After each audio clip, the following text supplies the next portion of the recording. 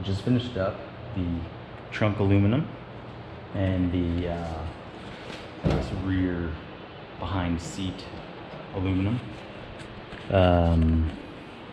So first pieces you put on are these side ones. They're somewhat tricky. You got to get them lined up with the frame, and then they bend here in the middle, so you got to kind of push and apply pressure as you're putting the rivets in, going this way, because you have to get that bend in there. Then I put the above fuel tank section in. This one I just siliconed and put it in there. I didn't attach it to anything with rivets.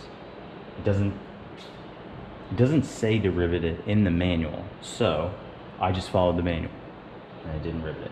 But where I did rivet it is to the upper trunk, like shelf area.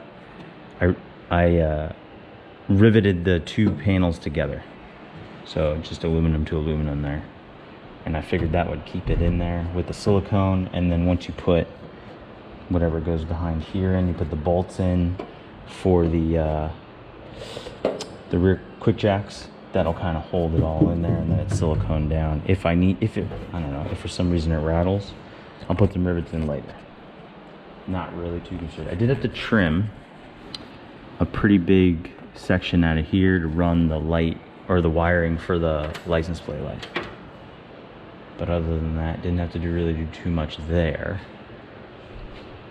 And then you put these little corner pieces. Well, you put these corner pieces in, and then you put this in. This one rattles a little bit, which I'm not too. We'll see. I might put something in between here. We'll see. I don't know. Some of the fitment of this stuff is. So I put, and this is where my fitment. I don't know. When I put this panel in, it seems that my floor on one side is a little bit higher than my floor on the other side. So it kind of sat all weird. So I lifted it up to try to clear the crossbar there. I don't know whether I'm going to be happy with that or not. We will see later when I put it. Because now this back panel is sitting a little higher than it probably should be. I feel like it should be at that line there and go all the way across. But I couldn't get it to sit that low on this side. So if I were to redo it again, I'd probably make sure this floor is perfectly flat before I fasten it down. So it might become tricky when the body goes to sit on top. I might have to trim off some of that. I don't know. We'll see. I guess I could redo it and push it down farther, but I don't want to drill too many holes in everything. So we'll just see. We will see how it goes from there. But that, yeah, not a huge, just time consuming, because you got to sit there and put it on, mark it, see where you want it to fit, line where you think the rivet should go, then you have to take it off, mark all the rivets, drill all the holes in the aluminum, It's the same process that you're doing before. The problem is, if you're doing it for your first time, you don't really know how everything's supposed to sit, and they don't do an awesome job of telling you in the manual, because they don't go into detail about too much in the manual. It's all very vague, which I'm guessing is because they're building many different versions of Roadsters. So to be specific it would be time consuming, I guess. But that's kind of my hope with my videos, is that you can see the detail that I had to go through, the finished detail stuff, and see where I mess up and where maybe you won't mess up. So I also need to do I want to go over this with something. Here's a complaint of mine. Most of these aluminum panels had fingerprints on them from Factory 5, because they came here. You can see, I don't know, well, maybe you can see.